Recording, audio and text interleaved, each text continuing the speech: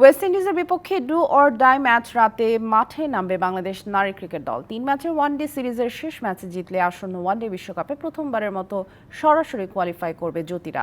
Warner পার্কে এই match শুরু হবে রাত 12টায়। সিরিজের দ্বিতীয় ওয়ানডেতে ওয়েস্ট ইন্ডিজকে হারিয়ে এভাবেই উল্লাসে মেতে উঠেছিলেন জ্যোতি মুর্শিদারা। এদিন একদিকে ছিল প্রথমবারের মতো ওয়েস্ট ইন্ডিজকে হারানোর স্বাদ, আরেকদিকে বিশ্বকাপে সরাসরি কোয়ালিফাই হবার আরেকটু কাছে যাবার আনন্দ। আজ সেটারই শেষ ধাপটা পাড়ি দিতে হবে টাইগ্রেসদের। ক্যারিবীয়দের শেষ ওয়ানডেতে হারালে সিরিজ তো জয় হবেই, পাশাপাশি প্রথমবারের মতো কোনো রকম কোয়ালিফাইং রাউন্ড ছাড়াই ওয়ানডে বিশ্বকাপে খেলবে লাল সবুজরা। All Time Roma. Taste it, love it.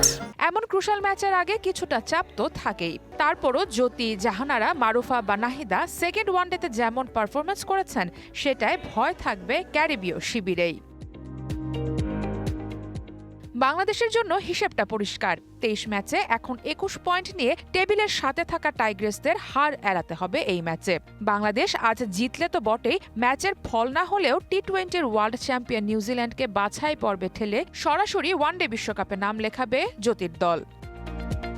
এবছরের আগস্ট-সেপ্টেম্বরে ভারতে বসবে উইমেন্স ওডিআই ওয়ার্ল্ড কাপ, যেখানে অংশ নেবে 8 দল। আইসিসির নিয়ম অনুযায়ী টেবিলের সেরা 6 দল খেলবে সরাসরি কোয়ালিফাই হয়ে, আর বাকি 2 দলকে পাড়ি দিতে হবে কোয়ালিফাইং রাউন্ড।